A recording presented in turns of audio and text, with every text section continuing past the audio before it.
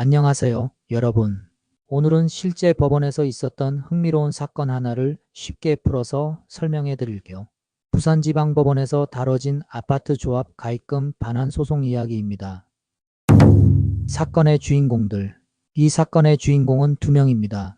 먼저 원고인 A씨와 피고인 B주택조합 추진위원회예요. A씨는 아파트 조합에 가입했다가 나중에 속았다며 돈을 돌려달라고 소송을 낸 사람이고, B주택조합 추진위원회는 부산 금정구의 대규모 아파트 단지를 지으려던 단체입니다. 사건의 시작.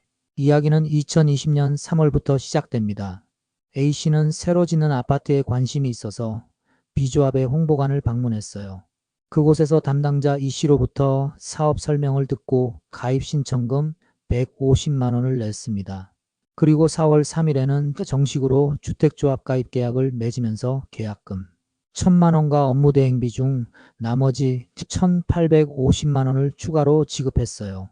총 3천만 원이라는 적지 않은 돈을 낸 거죠. 충격적인 진실 발견. 그런데 A씨는 나중에 충격적인 사실을 알게 됩니다. B조합 담당자가 계약할 때 아파트를 지을 땅에 대한 지주들의 사용 동의를 80% 이상 확보했다고 설명했는데 이게 완전히 거짓말이었던 거예요. 실제로는 어땠을까요? 2019년 9월 기준으로 토지 동의 확보율은 겨우 3.92%에 불과했고, A씨가 소송을 낸 이후인 2020년 7월에도 6.52%밖에 안 됐어요. 80%와는 하늘과 땅 차이였던 거죠. 왜 이게 중요한가요? 여러분이 궁금해할 수도 있어요. 그냥 숫자 차이인데 뭐가 그리 중요하냐고 말이죠. 하지만 이건 정말 중요한 문제예요. 우리나라 주택법에 따르면 주택조합을 만들려면 반드시 땅 주인들의 동의를 80% 이상 받아야 하거든요.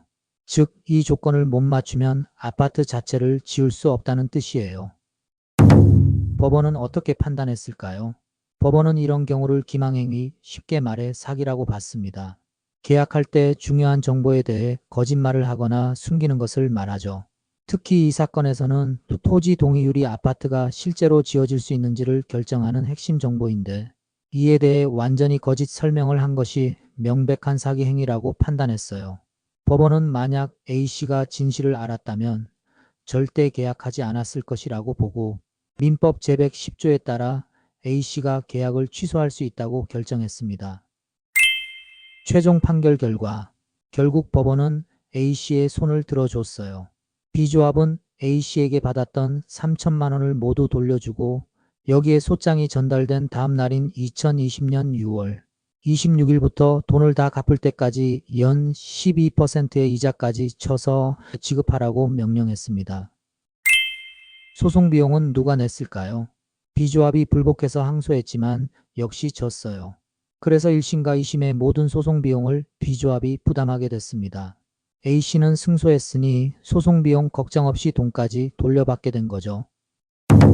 우리가 배울 점. 이 사건은 우리에게 중요한 교훈을 줍니다. 특히 부동산이나 큰 금액이 관련된 계약을 할 때는 반드시 핵심 정보를 정확히 확인해야 한다는 거예요. 상대방의 말만 믿지 말고 의심스러운 부분이 있으면 관련 기관에 직접 문의해보거나 서면으로 확인받는 것이 좋습니다.